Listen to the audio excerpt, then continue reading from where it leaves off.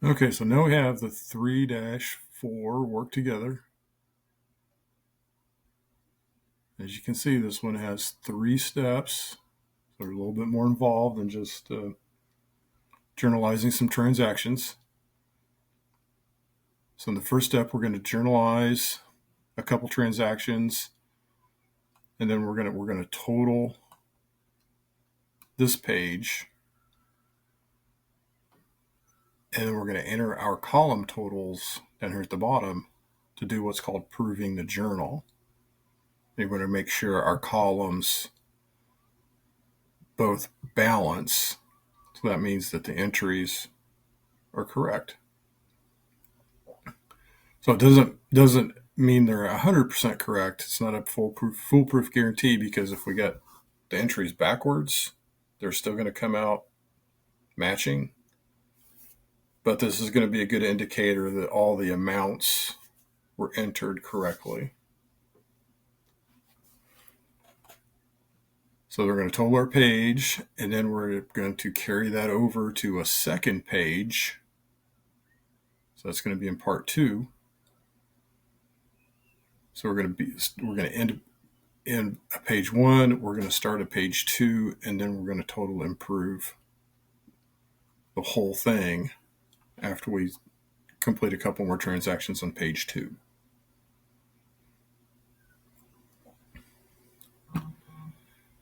So we've got our transactions. April 23rd, sold services on account to K Spa.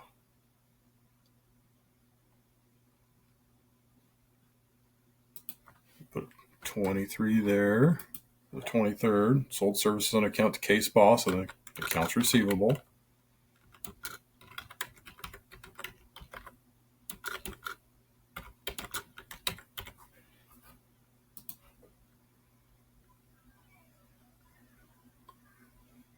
And that was sales invoice 2 for $150.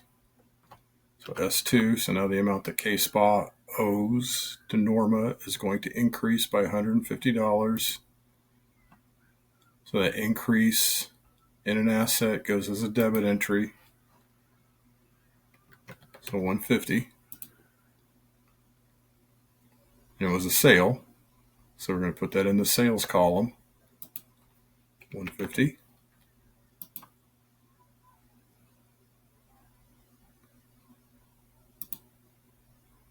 Now we've got the next transaction, the 23rd. So the 27th, paid cash to owner as withdrawal of equity.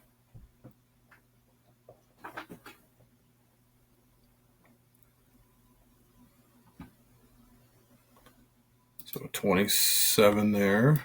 And then Norma Dirks.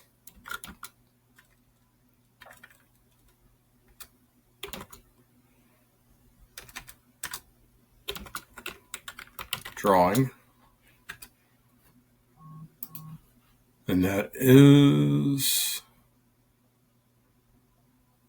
check 7 for $800. So C7. Decrease in owner's equity, so that goes as a debit entry. Decreases cash. Goes here in this cash credit entry.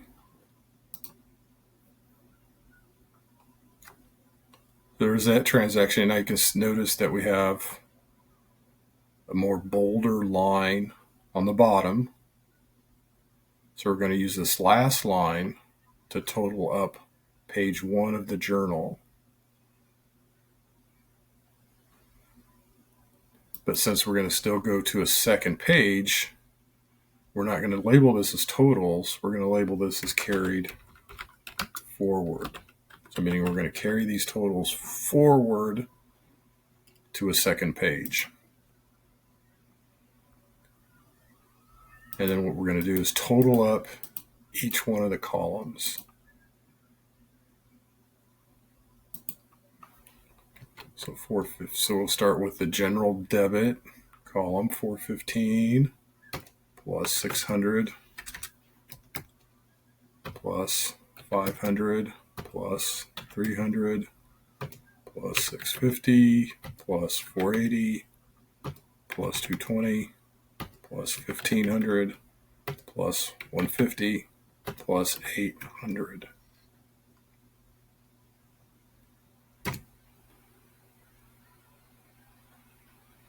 So our first column total, $5,615.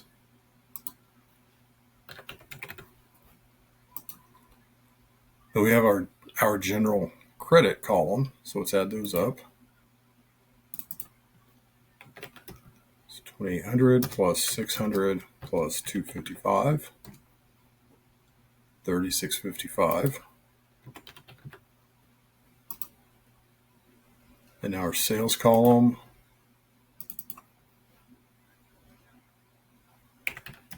$2,500 plus 480 plus 150, 3,130.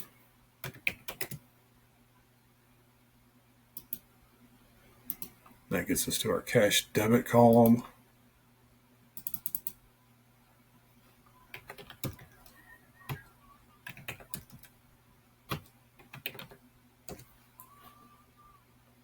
$55.55.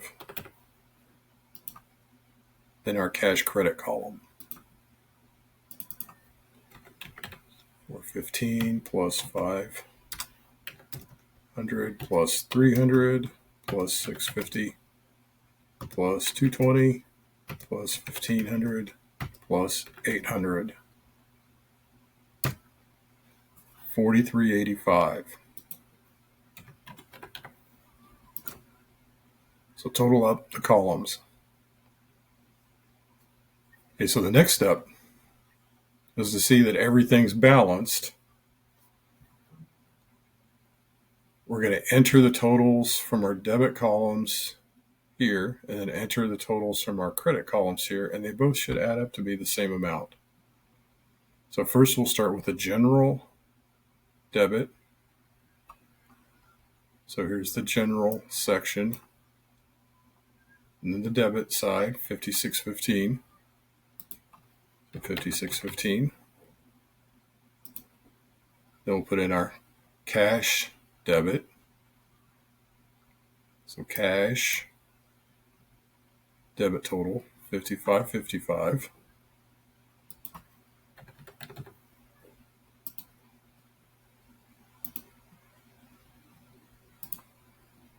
So 5615 plus 5555, 11,170.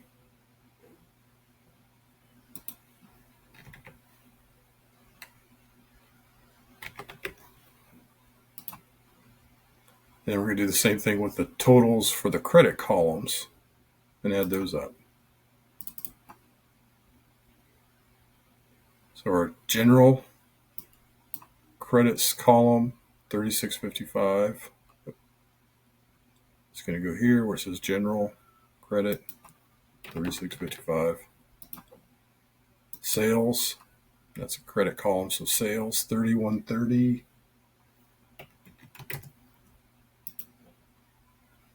And then the cash credit column, this last one, 4385.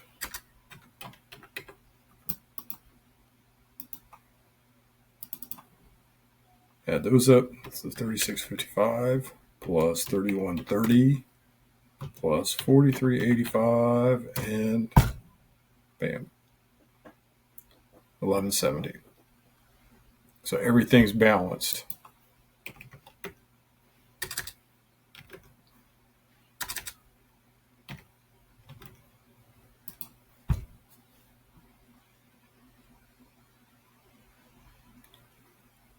So there's step one. So now we're going to go to step two, where we're going to have a line that says brought forward. And it's going to be these column totals, and then we're going to enter the last two entries. So let's go to click on the bottom here, step two, or next step.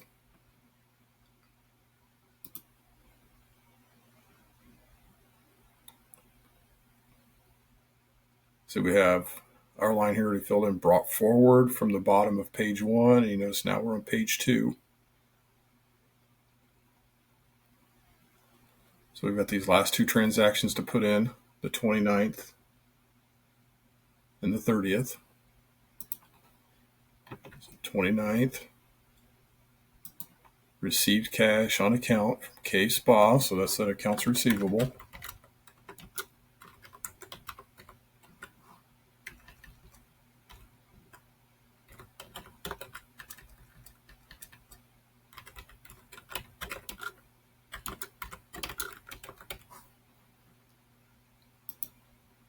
Receipt 3, so R3.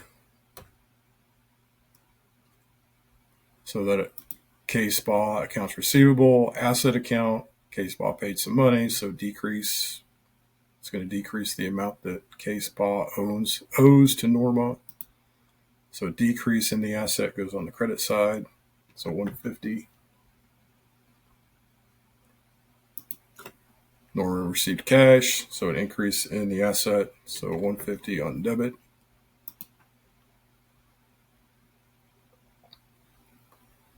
And the last one, the 30th.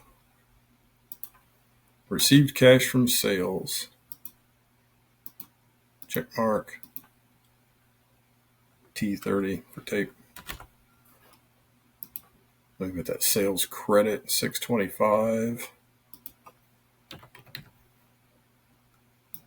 That cash debit, 625.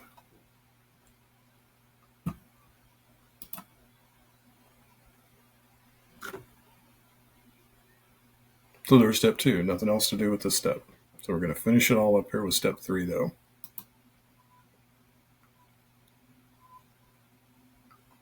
Okay, step 3, total improved page 2, prove cash.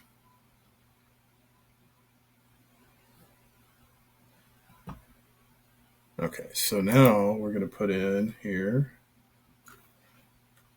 the 30th is the last day of the month. Totals. So our general debit column, 5615. General credit column, 3655 plus 150, 3805. Then our sales credit, 3130 plus 625, 3755.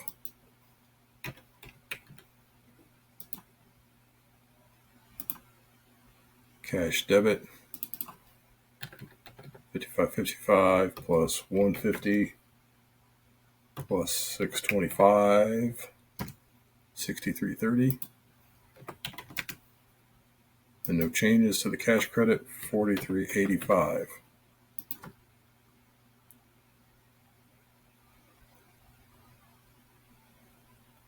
Okay, so then we're going to fill in our boxes. It's like we did at the end of step 1. So we've got the general debit column total, 5615.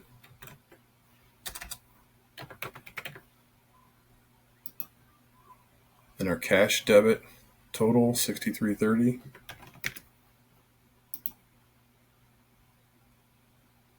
And our general credit total, so general credit, 3805. Sales credit,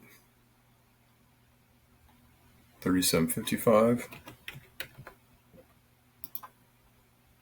And we've got cash credit, 4385. So we'll add those two columns up to make sure that they match. So 5615 plus 6330.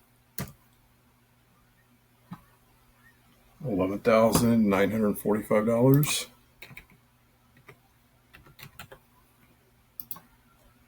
Then we'll add up the credit columns.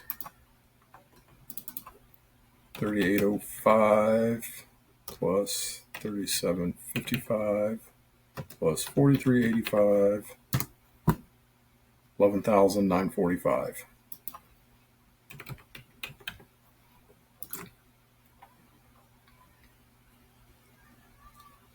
So the way that accountants can double check themselves. Okay, so now we've got one last thing to do. We're going to prove the cash that's shown in the journal against what the business has in the bank account. So the last step, using the information on page 2, prove cash. That means that the cash at the end of the month, showing on after all the entries, matches what is actually in the checking account.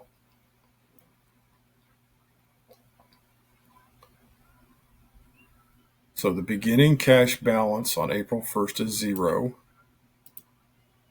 The balance on the next unused check stub is $1,945. So that means that's how much money is in the checking account. Okay, so we'll start with the first line, cash on hand at the beginning of the month. It says right here in the directions, 0. So we'll put a 0.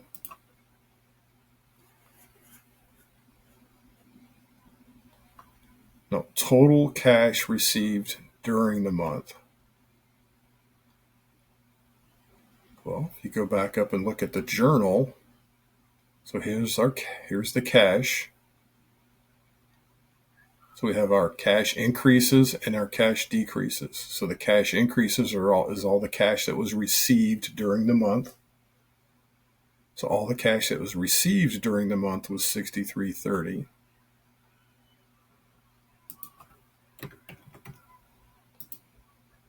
So the beginning of the month was 0. Cash received during the month $63.30. So the total cash at the end of the month that was received was $63.30. You notice it has that plus sign there. So cash on hand plus the total cash received. So now we've got a minus sign. So minus total cash paid during the month. Once again, we can go up to our journal. The cash credit column, that's all the cash decreases, all the money that was paid out. So $43.85 was paid out during the month for bills and utilities, owner's drawing account. So $43.85.